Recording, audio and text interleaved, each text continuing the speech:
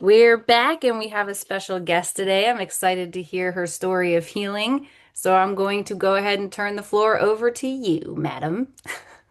Thank you so much, Alicia and Laura, for having me here. So, my name is Shruti, and what I want to talk today about is a story of.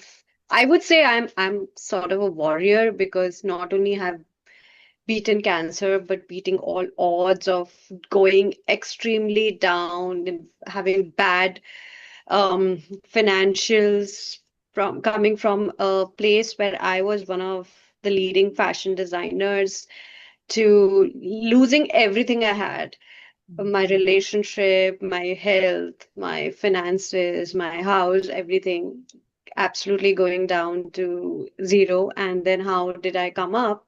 Especially when you have a health challenge, it's difficult to adjust in every area of your life. But slowly taking baby steps, I'd come over all of that, and now I'm here in US in New York, starting all over and doing pretty well. So my story started from the day I got diagnosed in 2017 with Hodgkin's lymphoma. I was 34 years old. I didn't know what the heck is Hodgkin's lymphoma. It's a cancer of your lymphatic system, the WBC. And during that time, we didn't know what is immune system. I didn't know what the heck was immune system. After COVID, everybody knows how to enhance your immune system and all. So for me, it was a complete shocker because nobody in my family, as per my grandfather, had prostate cancer, but my kind of cancer was completely lifestyle, and it was very shocking for me to understand that cancer is 90% lifestyle and 10% genes.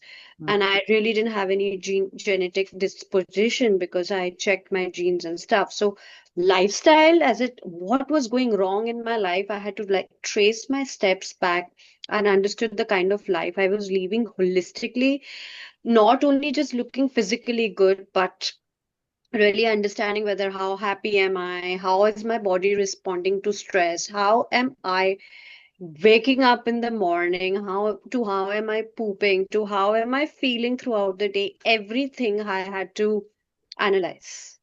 And it seemed to me that I was actually not leading a kind of life I'm leading now. And you never know. It's like every day you wake up and you feel the same. And I said, this is how you're supposed to feel until I changed something. And I said, oh my God, I have so much energy. Why was I not, told about this anymore or any before that? So, yeah, I mean, in short, in crux, I would say that it's a story of hope. My story is just like a normal person going through the grins and grimes of life, but one day just changes everything, the trajectory, everything. And I chose to rise over it, not just go into that victimhood Mhm. and really take responsibility, because the real challenge is about all facing all cancer is your mindset. And once you conquer that, I think it's very easy to go through what you go through. What was it in your lifestyle that you found needed to change? First of all, my nutritional habits. I was eating a lot outside, a lot of sugar, a lot of junk food. Though I was exercising, I thought that going to this gym and burning it all out was okay. Like if I can eat anything, I can eat pizzas and burgers and whatnot and ice creams and stuff. But I was not eating nutrient dense foods, like, eating good greens and vegetables and fruits and just taking a lot of packaged foods and juices. I thought that that's healthy for me. So I had to change a whole lot of things completely. I completely went plant based. And I also included nutrient dense food such as mushrooms and beans and lentils in my diet, good proteins, and did a lot of detox of not only my body but my mind, and a Mm. lot of my value system had to change around things. Yeah, I mean, so many thoughts. I couldn't agree more with your mindset being the first thing that kind of needed to adjust. And I think it does take a lot of courage to not just fall into the victim mode, but to rise to the occasion because you have to process like, holy crap, I have cancer, and what does this mean? And there's all this fear associated with it, but to kind of take control in that moment says a lot.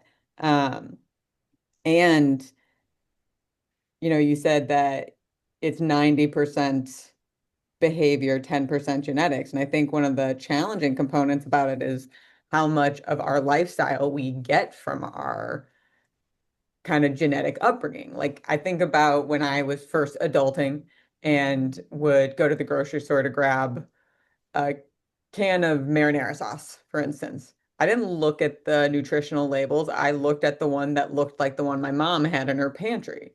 So like we Hmm. look for familiarity, not for nutritional dense food or things of that nature, because it's all those lifestyle habits that we kind of integrated from our family. So, in terms of like the nutrition is one thing you just commented to needing to adjust. What were some of the other aspects that you kind of grew up with that you had to change, and how did you navigate that? Yeah, I think it's a great question. So, number one, I would say I was born in this atmosphere where dairy was number one. Like, woke up and I had to drink one glass of that milk because being a vegetarian, coming from a vegetarian background, they thought that milk will give me energy, milk will satiate us and give us all the calcium and all the protein. So that was like, how could I give up my cheeses? How could I give up my calcium? That was the number one question I had, and I had to change a lot of things about it. So then I had to, second thing which I had to also change was things about protein, like having dairy as my number one protein. That was, I'm so sorry, one second. Can you pause this if it's possible? So, number two was about my protein intake, that it has to be coming from sources, a lot of like maybe eggs or certain things. And when I became plant-based, the number one sort of thing was, okay, now I'm giving up my, say, buttermilks. I'm giving up all the non-vegetarian sources. Where will my protein come from? Mm, So lentils and including tofu into my diet, including more nuts and seeds and vegetables and proteins like hemp and sort of it was included in my diet. Sesame seeds, tahini, all of these things to give me enough calcium was included in my diet. So that was number two. Number three was that mindset about me uh, getting approval from people. I was always sort of seeking validation of people that, oh, give me this approval. I was always like, if I was going in a relationship, I needed approval. I needed approval of my parents. I needed everyone to like me as a person versus that, I'm happy within me. Like, my nervous system was never regulated because I was always seeking things from a different person's perspective or wanting their approval for anything I do in life. So I think that also changed. I've seen people, we were in a joint family, so it was always like people pleasing or never coming out of your shell and going for the things you like. Though I did break the barriers, but then still that was a very uh, very, it was so valued and instilled into me that I had to sit with myself. It was very difficult for me to sit with myself as well mm, for a long time. I think cancer gave me that chance that, okay, no, you to choose me as my best company. I learned something the hard way, which which made me a very different person. Wow, I love that. yeah, that's captivating.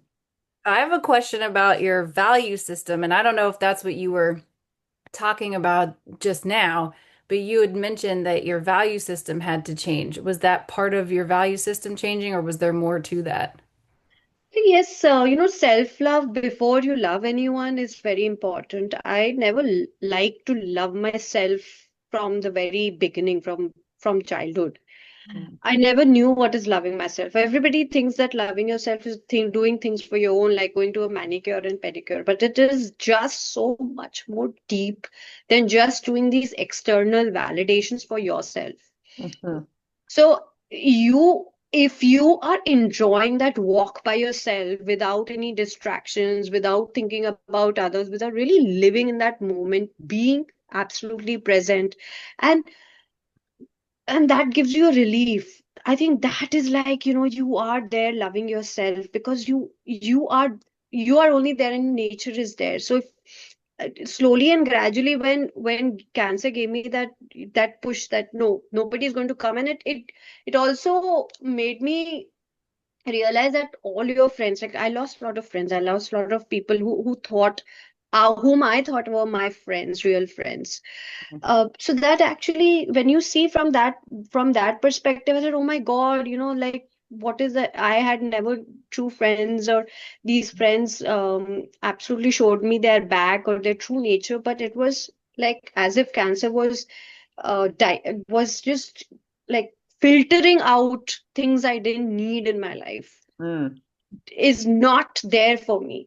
Mm. And it comes for a very difficult understanding when I started doing yoga and meditation, that it's okay, people are there only for a season to give you certain life lessons. Or if your a husband left you, or anybody who, or your partner leaves you, that's temporary, and it's okay. You don't have to blame others, you have to take each and every responsibility of your life of your own. Mm. So I did not wanted to, in the first, when I got cancer, I was blaming everyone, my parents, my friends, my ex-husband, and I was like, oh, I was very angry.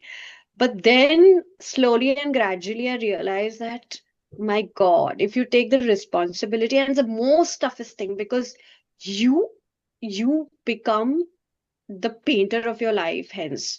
Because when you take that responsibility, okay, my cancer is my responsibility, you start to learn things from a different perspective.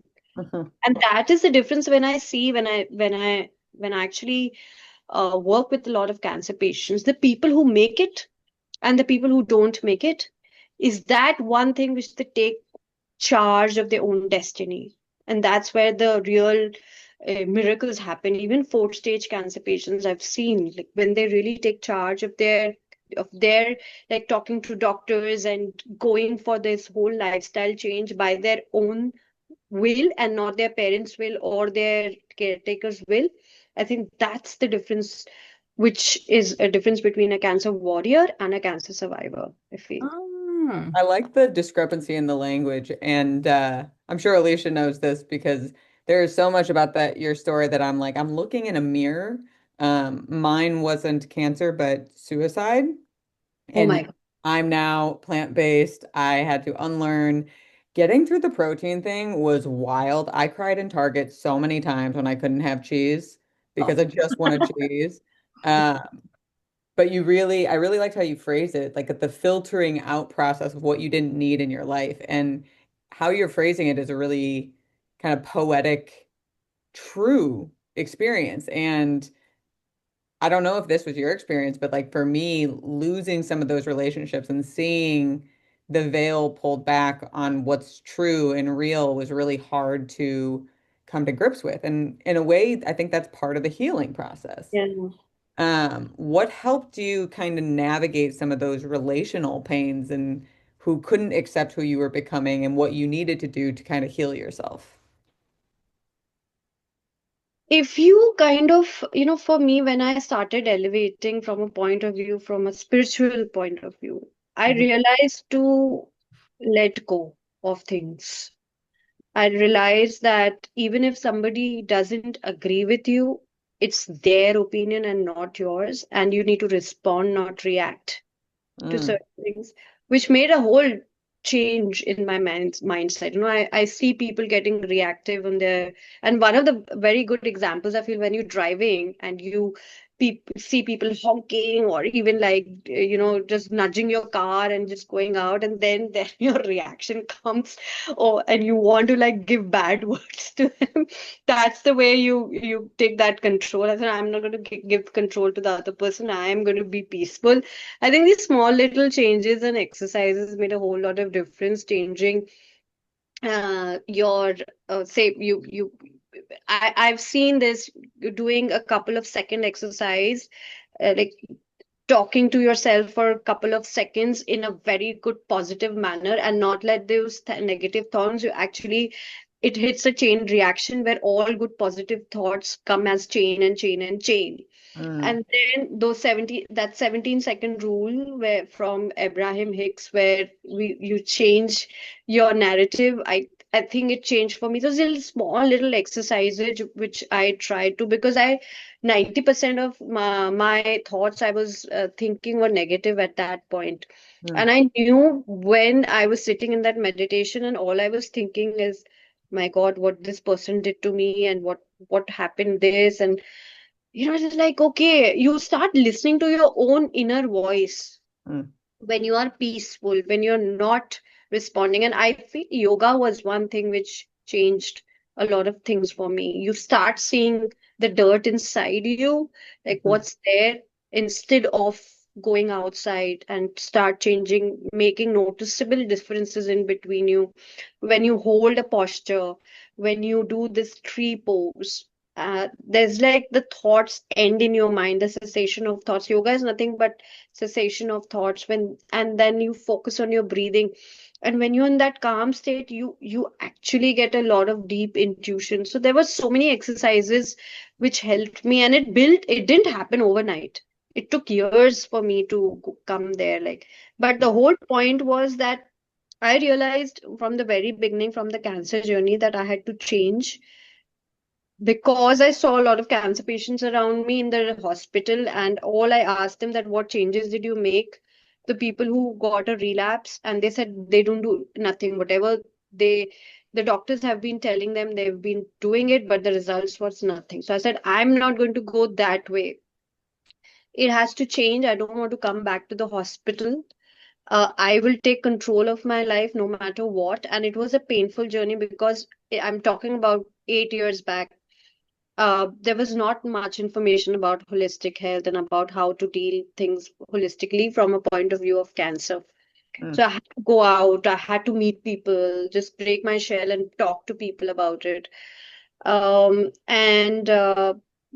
in 4 chemos, I did take a bit of chemotherapy, but 4 chemos, cancer was gone, and I actually refused radiation. I didn't want to take radiation because I got this intuition that the cancer is not anymore in my body, and I'm going to take some time off and detox and really learn and put into practice whatever I've learned. And touch wood, since 8 years, I have not taken any single pill or nothing, and I'm living a cancer-free life. So the I'm whole curious. I don't want to interrupt you, but you're 100% right with the information on holistic healing. And I had a cousin who became a vegetarian probably a decade before I did, and we had this conversation about the information that was out when I became vegetarian, which was 5 years ago, versus her 15 years ago, and it was night and day. And I'm curious from the perspective that you have, do you feel like there is any advantage to needing to be the source that discovers it for yourself so you didn't get biased views or misinformation? Or was it just harder to figure it out? um there are two ways to look at it. First, if you are born in that culture, you know a little bit more deeper science, because or people don't know, like most of the people, like you just blindly follow and don't know the advantages, versus someone who has gone through trials and who has come to it and really feel the difference. So for me, 100% being plant based and 100 and being a vegetarian, there was 2 points. One is that dairy was not doing good for me, because my hormones, I had severe acne Mm, on my face, like severe. I mean, I couldn't even see my face. Now it's quite clear. But the second point was also when, I feel that that violence which comes with with being a non-vegetarianism, also everything is energy, right? Everything is energy. You're taking energy of the animals, plants, everything. So being coming from a very non-violence point of view, I think for me, I can't say about others, but it made me very calmer as a person. I was all over the place. Like I used to sweat from my hands and from my legs, like anything. So I think something might have changed, and I felt the difference between 3 to 4 months that, oh my God, I'm much more calmer. My depression is gone, my anxiety levels have gone, and I think eating tams. There are three major categories of foods according to Ayurveda: Rajasic, Tamasic, and Sattvic. So if you eat sattvic food, which is very easy to digest, everything is in your gut, right? Your gut and brain is absolutely connected. So the easier the digestion, the more good your clear your thinking is. That's what I feel. So, no matter what, how many people say meat eating and everything, but the meat takes a lot of time to digest, the red meat. And so the more stress is on your digestion, the more, there's more stress on your entire system. So I feel that for me, it was the experience, just not coming from the background of vegetarianism and being told that these foods are easy, but I actually went through it and actually saw the difference. So people who actually, in spite of being born it, don't value that system that much. And the Easterners are now more falling more Westerners, and Westerners are falling more Eastern philosophy. It's because I think people are fed up, and I'm sure now our East culture was going absolutely into McDonald's and um, or KFCs. Now India is actually getting number one in depression. It's all because, yeah, we just got the statistics, and it's like, what the hell? Like India is supposed to be a spiritual country. I would love to blame McDonald's for that. That would make Yeah. me so happy. Do a McDonald's for depression. Is that I what know you're you said suggesting? not to blame, but I'm just throwing this out there. No, I You called completely yourself out. agree. People are now, children have more obesity there. They are getting India is number one in diabetes. It's number 4 or 5 in cancer. We never had these diseases. It's all in. We're happy to share. Yeah. Yeah. Yeah. I do also want to go back a couple clicks to what you guys were talking about you called it filtering. I'm gonna call it pruning. Um, I was talking to a couple clients recently about that and how I wish that we had a different mindset about relationships because the thing that I hear from people the most is that I failed and that's Yeah, why this relationship doesn't work or didn't work or whatever. It's a failure. It's something to be ashamed of. And from my perspective, I just feel like we need to talk more about the fact that not everything is meant to be forever. Even when we promise that it's going to be forever, we cannot predict the future. Most of us, at least, we're not psychics, so we can't, um, say for sure what's going to happen in the future. And I wish we could be easier on ourselves in that way. And also, this point that you were making that it's not necessarily personal, it's not necessarily that I did something terrible. It Yeah. doesn't mean that the other person did something terrible. It just means that we aren't a good fit anymore. And yeah. that's something that happens as we shift and change and grow in life. And I really appreciate you kind of highlighting that in that way. Yeah, I love this point so much, and I wish more people could do, because we are so much, the way we are brought up, like in the school, the it's like more control driven, right? We have to control each and every situation. Humans love that control of being it in relationships or any kind of thing. And when you let go of that control and just live like as if everything, whatever is meant to be, will happen no matter what, that certainty, if you have that certainty, right, that makes a hell lot of a difference. For me, of course, I was a control freak. And I did take this, I did think myself as a failure in a lot of ways because it's also societal, right? Oh my God, what will people say? I've failed in my relationships. I've failed at my job. I've failed at my career. Now I'm absolutely a zero. These thoughts do cross everybody's mind, and it did cross mine too. But then, when you change the way you look at things, you also change. For me, it also happened that I changed my circle of friends, Mm, and kind of met such amazing person who were going through tough times, more tough times than me. And one of the things which what was also changed for me is was going to the hospitals and looking at those children who were suffering, and I thought they are suffering more than I am. mm, What am I? Like I'm nothing. When you look from that perspective, somebody gave me a very nice analogy, like when you think you have too much ego, look up at the people who have achieved a lot of things from you. And if you feel sorry for yourself, look at the people who are suffering more than you, and your ego mind will come mm. in equilibrium. And that changed things for me. That's beautiful. I Yeah. believe it. Yeah. So let's talk before we run out of time about what you got going on now, because you took this life change and this experience and made something out of it. So what did you do and how? So actually, I took a break. Um, Just kidding. You took care of yourself. I took care of myself. I went, I actually, when my doctors were saying you have to take radiation, I ran away from the city. I actually went to a different city. Uh, I Love was that. always, from my childhood, I think I've been always wanting to achieve and achieve and achieve and run the race. So I'm going to take a break. I'm not going to do anything for a year. Just take care of myself, understand what and how I want to lead my life. Mm, No matter what, I have certain amount of money in my bank. It's okay. I'm going to live with it, and I'm going to live each and every moment as it comes. You mm, won't believe that though that 1 year was a year of miracles for me. When I had got cancer, and when I had was changing things, I told God that please, if I get better, and if I promise that I'm going to really talk about this, and I don't know, I'm going to change people's life.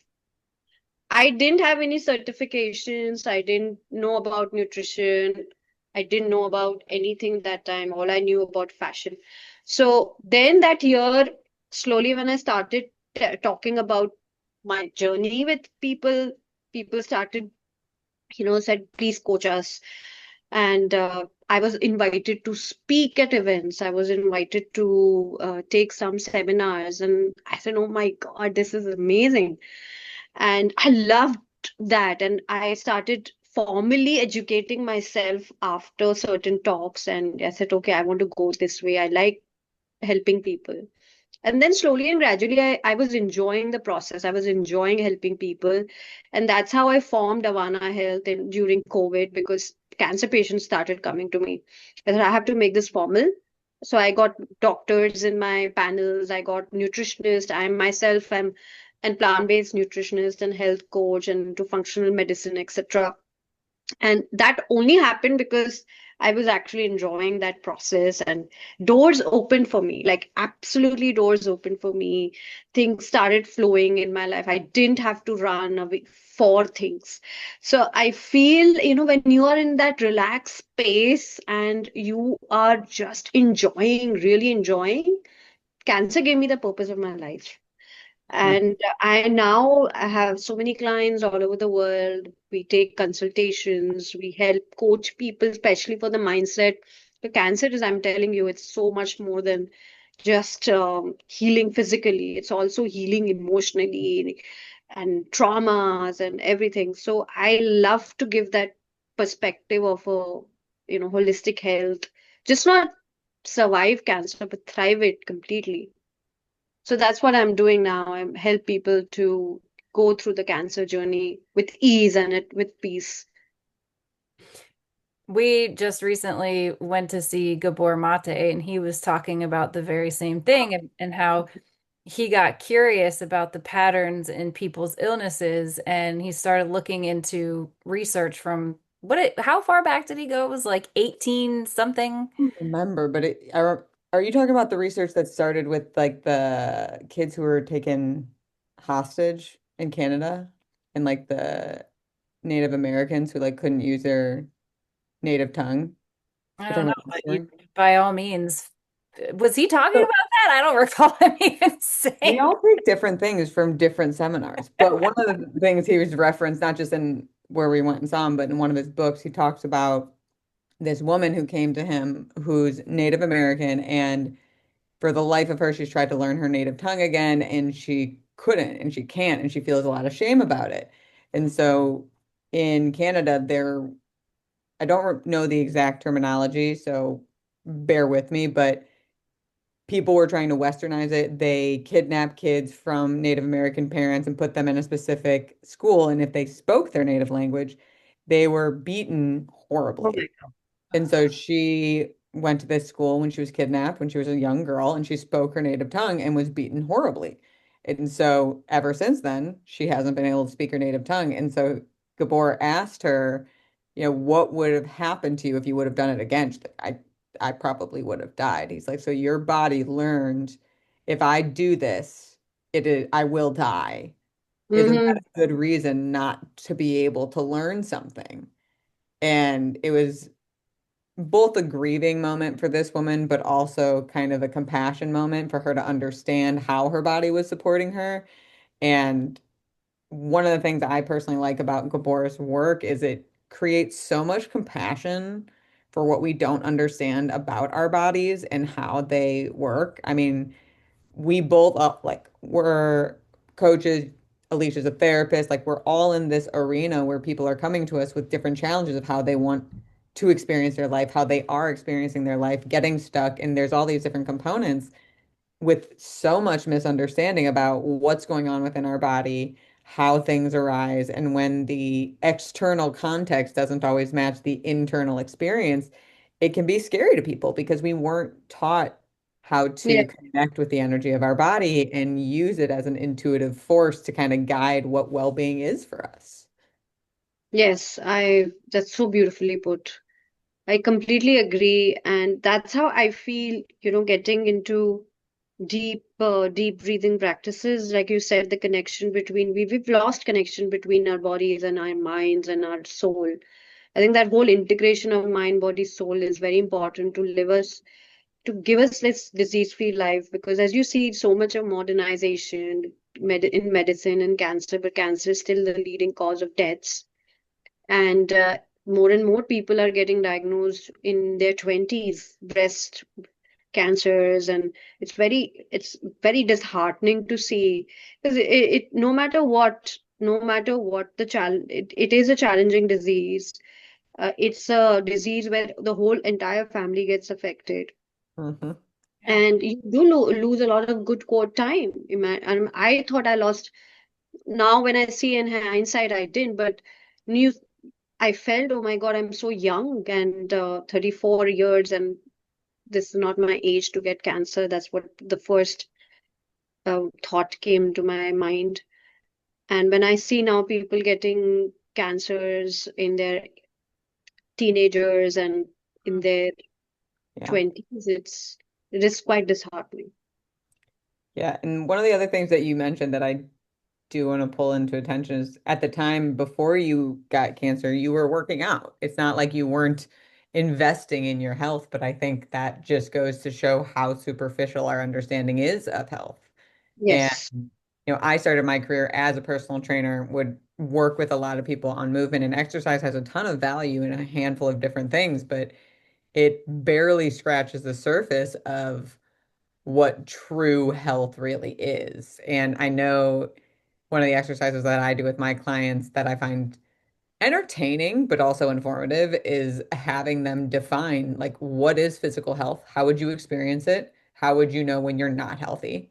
Same thing with mental health, the same thing with emotional health, same thing with spiritual health, same thing with financial health. Like have them kind of like this is what I think it's going to be experienced as. And it's really interesting to see the discrepancies in what they think versus the reality. Like, I remember one of my clients said something like, I wouldn't feel fear anymore. And I'm like, oh no, that's not healthy at all. Like, you need fear.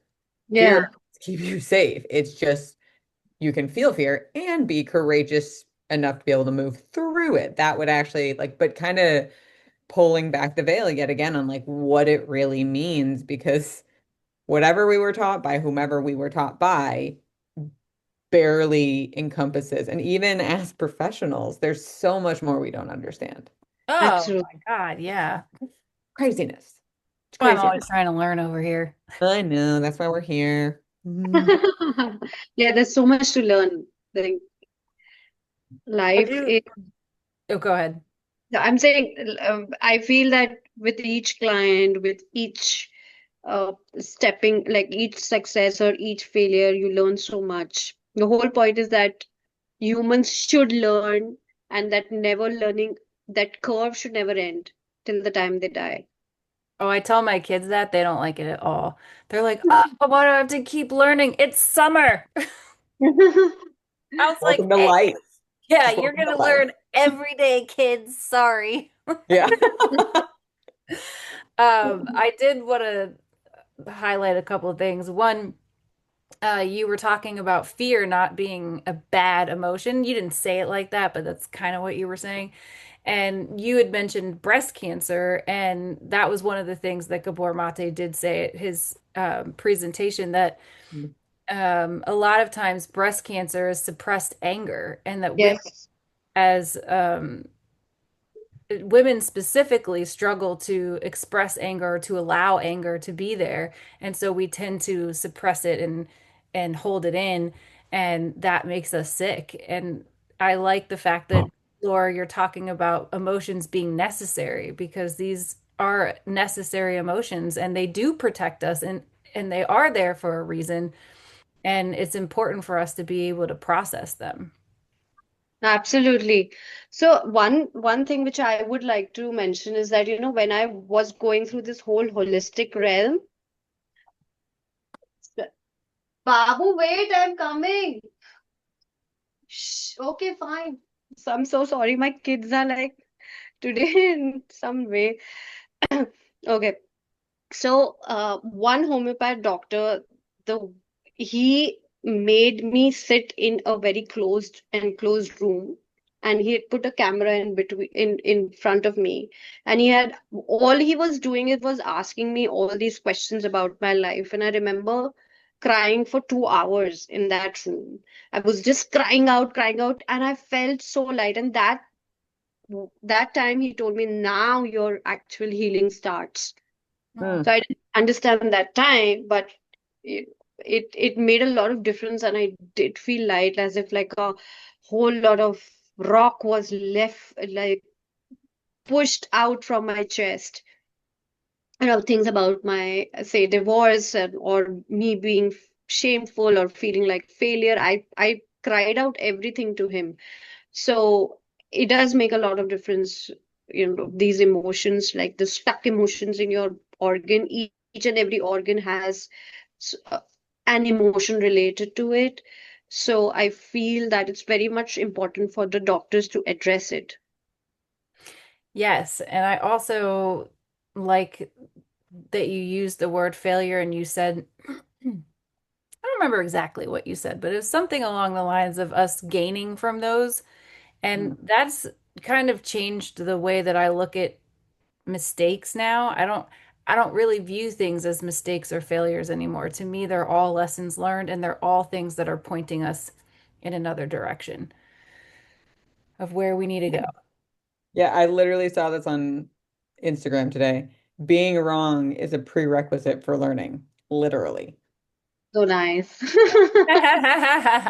But it's true because, like, even what you said to the girls, Alish, like, whether it's reading a book or going out and playing or, creating interpersonal relationships with their friends and navigating that, like, we're always getting it right and wrong. Hell, tripping is technically walking wrong, Yeah.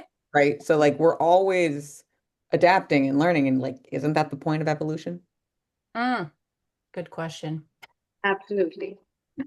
So, Love well, that. this was so great. I love how just connected the like how your mindset is and how both Alicia and I also facilitate the holistic message. I think it's really important to understand and hear people's struggles and hear how they navigated it because, sometimes this stuff can sound nice, but creating a more realistic picture of the experience, I think helps people feel more prepared.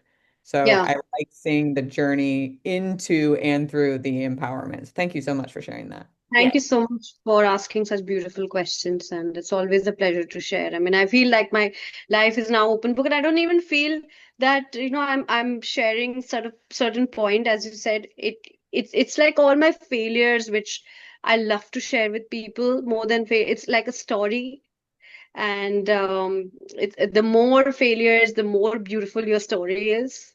that's true. That's true. Yeah. Yeah. Absolutely. Well, thank you for being brave and sharing all of that with us. And we really appreciate having you. And I hope you and the kids enjoy Yeah, that oh my rest of God, the like I have to day. go and feed them. All right. Thank you again. Thank you so much. Thank you.